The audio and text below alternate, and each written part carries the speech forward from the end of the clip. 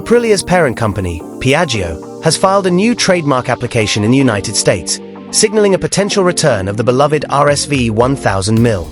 More than 15 years after its replacement by the RSV4, the Italian brand appears to be considering reintroducing the iconic V-twin superbike, at least in the US market. The RSV1000 Mille was a favorite among sport bike enthusiasts before being succeeded by the RSV4, which currently includes the standard RSV4, factory, and superbike edition models. The new trademark filing suggests that Piaggio is actively exploring the possibility of reviving the older nameplate, a move that could bring the RSV1000 back into the spotlight. While filing for a trademark does not necessarily confirm that a new model is in development, it is generally a strong indication of a manufacturer's future plans. Given the status of the RSV1000 Mille, it would be unusual for Piaggio to secure the trademark without some intention of reintroducing the sport bike.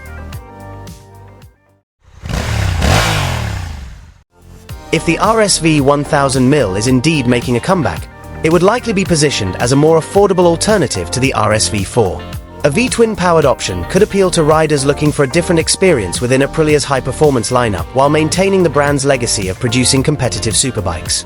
However, any new RSV1000 Mille would require significant updates to meet modern emission regulations, which have evolved considerably over the past 15 years.